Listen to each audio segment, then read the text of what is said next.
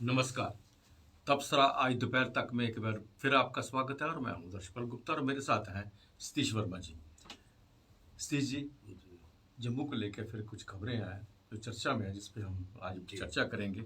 सबसे पहले आज धनतेरस है। धनतेरस की हम सबको मुबारकबाद देते हैं सबको और महालक्ष्मी से दुआ करते हैं कि सबके लिए ये धनतेरस और दिवाली शुभ हो और उनको अधिक से अधिक लाभ मिले, उनके परिवार को जिन्होंने कम से कम ये कोरोना काल जो देखा है और आज उनके सामने ये दिन आया, अच्छा दिन आया है, तो अच्छे दिन के धन धान्य से भरपूर रहे लोग। दूसरी खबर, कल जो विक्रम रंधावा पूर्व एमएलसी है भारतीय जनता पार्टी के, उन्होंने जो स्टेटमेंट दी थी उसको लेकर जम्मू के अंदर काफ़ी हंगामा रहा। जम्मू के मतलब कश्मीर में भी, पुंछ राजौरी में भी और जम्मू में भी उसको लेकर काफ़ी हंगामा रहा। उस पर भी हम चर्चा करेंगे। तीसरा है कि डेंगू जो है वो दिन ब दिन अपने जो है पाँव फैलाया जा रहा है। आप देखेंगे कि हॉस्पिटल में, सरवाल हॉस्पिटल में भी देखें, जम्मू में जीएमसी में भी देखें, काफ़ी केसेस जो है बढ़ते जा रहे हैं और कॉरपोरेशन की तरफ से जिस तरह से काम होना चाहिए वो हो नहीं पा रहा है। और उसके बाद त्योहारों के ऊपर इस वक्त सिक्योरिटी के बारे में भी हम चर्चा करेंगे, इसके लिए बहुत ज़रूरी है। तो सबसे पहले हम बात करते हैं विक्रम रंधावा की। जी, विक्रम रंधावा जिन्होंने कल एक ऐसी स्टेटमेंट दी एक समुदाय के विरुद्ध, उसको लेके काफ़ी हंगामा हो गया जम्मू में भी, राजौरी, पुंछ और कश्मीर में भी। और काफ़ी उसके लिए उन्होंने मांग की कि इस पे इसे फ़ौरन अरेस्ट किया जाए। और कल शाम को, देर शाम को, उनके विरुद्ध त्रिकुटा नगर पुलिस स्टेशन में एक एफआईआर लगी है जो 295A + 105 + 21 आईपीसी के धारा लगी है उनके ऊपर, जो नॉन अवेलेबल है। उन्हें गिरफ्तार भी किया जा सकता है किसी वक्त भी। और अभी तक हमारी तबसरे तक तो वो उनकी गिरफ्तारी नहीं हुई, लेकिन इन धाराओं के तहत कभी भी वो गिरफ्तार किए जा सकते हैं। और उसके साथ साथ भारतीय जनता पार्टी ने भी उनके विरुद्ध शोकॉज नोटिस दिया है और उनके विरुद्ध जो कहा है कि इनकी जो स्टेटमेंट है जिनकी अपनी है, भारतीय जनता पार्टी इसे स्वीकार नहीं करती है। लेकिन बात फिर वही है कि इनको क्या प्रॉब्लम आती है कि हर बार कुछ ना कुछ ऐसे स्टेटमेंट दे देते हैं जिससे बवाल उठता है और बाद में माफ़ी मांगते हैं। इन्होंने भी एक नया वीडियो भी बाद में किया कि मैंने ऐसी बात नहीं की थी, मैंने पाकिस्तान के प्राइम मिनिस्टर इमरान खान की स्टेटमेंट के ऊपर कहा था कि वहाँ पे नमाज नहीं पढ़ने देते, लेकिन सड़कों पर नमाज वहाँ पे अदा की जा रही है, सब कुछ। ये बात उसने बाद में कही, लेकिन उन्होंने जो पहले कह दिया था वो तो तीर से कमान से निकला हुआ तीर और जब मुंह से निकली हुई बात कभी वापस नहीं आती, वो सब लोगों ने सुनी है। बिल्कुल आप ठीक कह रहे हैं। ये मसला जिस तरह कल शेख शकील एडवोकेट ने अपना वीडियो वायरल करके अपनी चिंता जाहिर की थी और गुस्सा जाहिर किया था, और उन्होंने पुराना केस भी हवाला दिया था डॉक्टर जितेंद्र सिंह वाला। उसमें कहा था कि बाद में इन्होंने यू टर्न लिया और माफ़ी मांगी। तो और ये जो केसेस की बात कर रहे हैं, ये केसेस कह रहे हैं कि शायद पीर पंजाल के इलाके में भी इनके खिलाफ शिकायतें दी गई हैं और इस प्रकार की बहुत ज़ोर से अफवाहें उठ रही हैं शहर में कि संभवतः इनकी शाम तक गिरफ्तारी हो चुकी, नॉन बेलेबल है। तो विक्रम रंधावा को लेकर कल जैसे मामला उठा, रात को जो इनको शो का नोटिस दिया गया, सुनील सेठी जो एडवोकेट मुख्य प्रवक्ता हैं, वो उस कमेटी के चेयरमैन हैं, वीरेंद्रजीत सिंह, सरदार वीरेंद्र सिंह उसके सदस्य हैं और एक और 3 सदस्य हैं। वो कॉपी भी हमारे साथ आ गई, एक्सेस होगी हमारे पास पीपी न्यूज़ लाइन के पास। तो मैं समझता हूँ कि बीजेपी के लिए दोधारी तलवार है। हालांकि बीजेपी की जो एजेंडा है वो हिंदूवाद को लेकर है, लेकिन चूंकि ये खुल्लम खुल्ला एक दूसरे संप्रदाय, समुदाय, कम्युनिटी के खिलाफ आप इस तरह के कमेंट करेंगे और जिस पे घोर आपत्ति जताई जा रही है, उस पर मुझे लगता है कि ये मामला फिलहाल ठंडा होता दिखाई नहीं दे रहा। क्योंकि ये मामला आगे क्या रुख लेगा ये बहुत कुछ निर्भर करेगा। कल जो शो कॉज नोटिस दिया गया उसमें ये कहा गया कि 48 घंटे के भीतर आप सार्वजनिक पहले माफ़ी मांगे, उसके बाद हम आपसे बात करेंगे। तो जिस जिक्र कर रहे हैं कि मैंने इमरान खान का हवाला दिया, ये हो गया, मुझे लगता है वो जो शो कॉज नोटिस दिया गया ये उसकी रोशनी में इन्होंने अपने आप को अपनी सफाई पेश करने की कोशिश की है। लेकिन मेरा जो लोगों से, शहर के लोगों से बात होती है और बीजेपी के लोग अपना नाम ना खोलने की शर्त पर कहते हैं ये विक्रम रंधावा को ना जाने क्या हो जाता है कि पहले भी इस तरह की माइनिंग के मामले को लेकर बड़े आपत्तिजनक असंसदीय भाषा इस्तेमाल करी, और अब भी मैं हैरान इस बात से हूँ कि एक पढ़ा लिखा इंसान है, इनके पिता खुद विधायक रहे हैं, ये एमएलसी रहे हैं, प्रदेश भाजपा के सचिव हैं, तो एक या तो ना एक आम आदमी बात कर रहा हो, इतना कुछ होने के बावजूद आखिर इनके दिमाग में ऐसा कौन सा फतूर हावी हो जाता है कि ये जो मन में आता बोल देते हैं। तो इनको आत्मचिंतन करना चाहिए अगर इनको अपने राजनीतिक जीवन को आगे बढ़ाना है।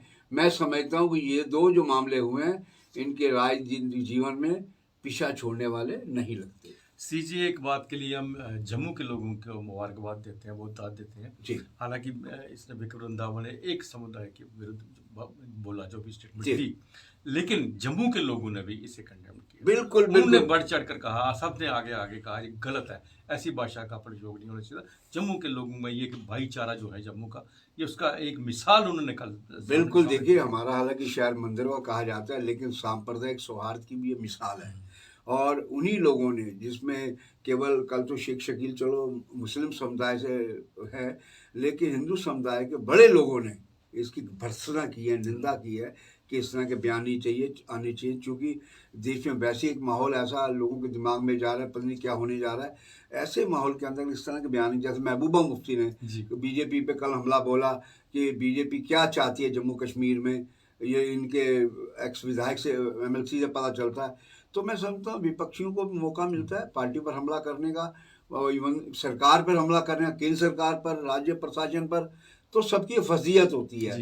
तो इन फजीयतों से बचने के लिए ज़रूरी है कि आप युवा हैं, थोड़ा अपने आप पे, अपनी जुबान पर नियंत्रण रख के चलें, तो आपके लिए भी हित में है और समाज के भी हित में है, और जिस पार्टी में आप बैठे हैं उनके भी हित में ही है।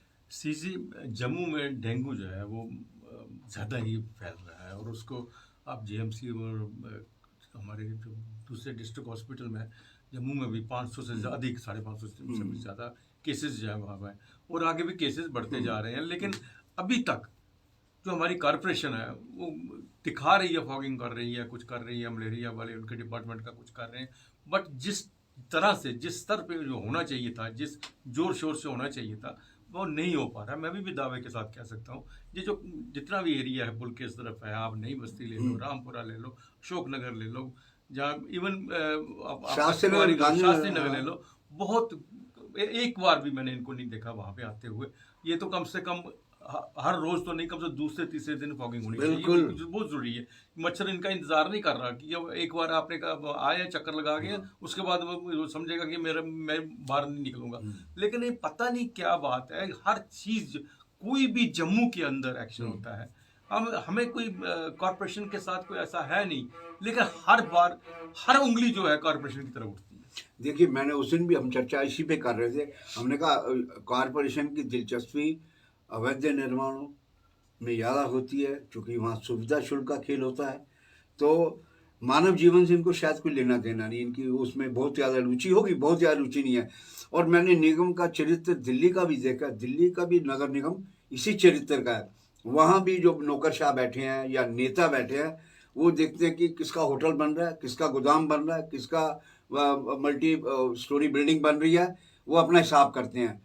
इस तरह की बातें, जब ये फोगिंग की बात है, जब लोग शोर मचाते हैं, जब मामला बिगड़ जाता है, तब ये नींद से उनकी नींद जागती है। तो मैं समझता हूँ कि मेयर चूंकि बीजेपी के, उनको सोचना चाहिए कि भाई आप क्या कर रहे हैं, आपकी जिम्मेदारी है, आप कोई एहसान नहीं करेंगे। आप टैक्स लेते हैं हम लोगों से, जम्मू के लोगों से हर तरह का टैक्स वसूला जाता है। अगर आपके उनको स्वास्थ्य की चिंता नहीं है, तो फिर आपके मेयर बने रहने का क्या फायदा है? बिल्कुल बिल्कुल, आपको ये आपकी नैतिक जिम्मेदारी है, वो वैधानिक जिम्मेदारी है कि आप लोगों की सेहत का ख्याल रखें। और इस तरह के मच्छर जो खास तौर से, ठीक है, स्वास्थ्य विभाग कोई बीमार होगा, जीएमसी चलाएगा, सरवाल चलाएगा, दूसरे अस्पताल चलाएगा, जो सक्षम होगा बड़े प्राइवेट अस्पताल चलाएगा। लेकिन वो स्थितियाँ आए क्यों? उस स्थिति पे आपने ठीक कहा कि डेंगू मच्छर को इनके जाने आने का इंतजार नहीं करेगा, उसको जब आना आ जाएगा। आप बेहतर यह है कि आप इसका व्यापक पैमाने पर, बड़े पैमाने, हो सकता है कि आपने फोगिंग शुरू की हो, लेकिन ऐसे काम चलने वाला नहीं है। अगर आप औपचारिकतावश कर रहे हैं, खबरें छपवाने के लिए अखबारों में जी फोगिंग करी, वो फोगिंग नहीं मानी जाएगी। फोगिंग तब मानी जाएगी जब आप जम्मू शहर के, जब आप मेयर हैं, तो आपको हर वार्ड में कम से कम 2-2, 3-3 बार अब तक फोगिंग कर देनी चाहिए थी। यही नहीं है, डेंगू की बात नहीं है सिर्फ, बल्कि कोरोना है फिर यहाँ पे फिर सिर जम्मू में उठा रहा है। केसेस बढ़ रहे हैं। और सबसे बड़ी बात है, कॉर्पोरेशन की हंसी आती है इनके लिए। इनकी डिप्टी मेयर कहती है, जब पिछली बार कोरोना फिर फैलना, कहती स्प्रे का फायदा कोई नहीं है, स्प्रे का उल्टा नुकसान होता है। मुझे समझ नहीं आती, सारे हिंदुस्तान में, सारे वर्ल्ड के अंदर स्प्रे कर रहे हैं कोरोना के लिए, और ये कहती है कि हम इसका कोई फायदा कोई नहीं है, उसको लेके इनको चिंता ही किसी किस्म की नहीं है। चक्कर वही है, सत्ता जब हाथ में आ जाती है ना, फिर उसकी परिभाषा अपने तरीके से गढ़ी जाती हैं। मेयर हो या डिप्टी मेयर हो, ये अपने तरीके से परिभाषाएं गढ़ते हैं, इसलिए कि जो अपनी नाकामी है, जो अब कहा जाए कि इनका काहिली है अफसरों की या ब्यूरोक्रेट्स की, उसको दबाने और छुपाने के लिए ये कुछ भी भाषा दे सकते हैं, परिभाषा कर सकते हैं। अरे भाई, मच्छर की वजह से डेंगू होता है, गंदगी की वजह से बीमारियां फैलती हैं। ये तो आम आदमी, अनपढ़ आदमी भी समझते हैं। आप तो मेयर डिप्टी मेयर पढ़े लिखे इंसान हैं, तो मैं समझता हूँ इनको जम्मू के लोगों पर तरस खाना चाहिए, जबकि इनकी जिम्मेदारी है, तरस की बात नहीं है, इनकी ड्यूटी है। तो आज फिर हम निवेदन करेंगे मेयर डिप्टी मेयर से, भैया इस तरह के बयानबाजी देने से परहेज करें और आप जनहित में काम करें जिसके लिए आप निर्वाचित किए गए हैं। जी, इस वक्त त्योहारों के दिन है, आज धनतेरस है, और उसके बाद दो दिन के बाद दीपावली है, उसके बाद भैया दूज है, बाकी के त्योहार है सारे। तो इसको लेकर एक तो अभी तक हमारा जो बड़ा पुंछ का जो ऑपरेशन है वो अभी खत्म नहीं हुआ है, और वहाँ पे अभी भी आतंकवादियों के साथ हमारे सैनिक लोहा ले रहे हैं। रिजल्ट क्या है, वो कहाँ से कोई निकला है क्या नहीं निकला, उसको लेके एक बहुत बड़ी सुरक्षा के लेकर जम्मू में चिंता जताई जा रही है, क्योंकि त्योहारों के दिन है, और इस समय जो है एक सिक्योरिटी को लेकर सरकार को अभी करना चाहिए, और इसके साथ साथ आम आदमी को अपनी सुरक्षा के लिए खुद देखना पड़ेगा कि कहीं मैं गलत तो नहीं कर रहा, कहीं मेरा आना जाना सब चीज़ों के ऊपर जो है उसको देख कर सुनकर, और अफवाहों की तरफ ध्यान नहीं देना पड़ेगा। इन चीज़ों को लेकर कम से कम इन त्योहारों के दिन में उन्हें ज़्यादा ही अपने आप को संभल कर चलना पड़ेगा। बिल्कुल, आप ठीक कह रहे हैं। देखिए, वो जो भट्टा दुलिया का मामला है जो जंगल का, उसमें अब तक तस्वीर साफ नहीं हो पाई कि आतंकवादी वहाँ मारे गए, छिपे हुए हैं या वहाँ से भाग निकले हैं, लेकिन सेना की ओर से लगातार निगाह और ऑपरेशन चल रहा है। तो ऐसी सूरत में जबकि वहाँ बीच बीच में भी उड़ती हैं कि वो वहाँ से निकल चुकी हैं, चूँकि भारी तादाद में थे, और त्यौहार का सीजन है, इस प्रकार के लगातार इनपुट्स भी आते रहे हैं कि ISI जम्मू में सांप्रदायिक सौहार्द बिगाड़ने के लिए गड़बड़ी फैला सकती है, घाटी में भी फैला सकती है। सुरक्षा बलों के इंस्टॉलेशन हैं या उनके कैंप्स हैं या पुलिस पोस्ट हैं, उस पर वो हमला करवा सकते हैं। तो हम समझते हैं कि ये एक चुनौती है सुरक्षा बलों के सामने, और वहीं यहाँ के हर शहरी क्या हर नागरिक की, प्रदेश के, कि वो चौकस रहे, अपने कान और आँख खोल कर रहे। ये ना हो कि कहीं आपके आसपास आतंकवादियों के OGW या स्लीपर सेल किसी गतिविधि को अंजाम देने की कोशिश में कहीं ID फिक्स कर रहे हो या कुछ कर रहे हो। ये नागरिकों की भी जिम्मेदारी है जितनी सुरक्षा बलों के लिए चुनौती है।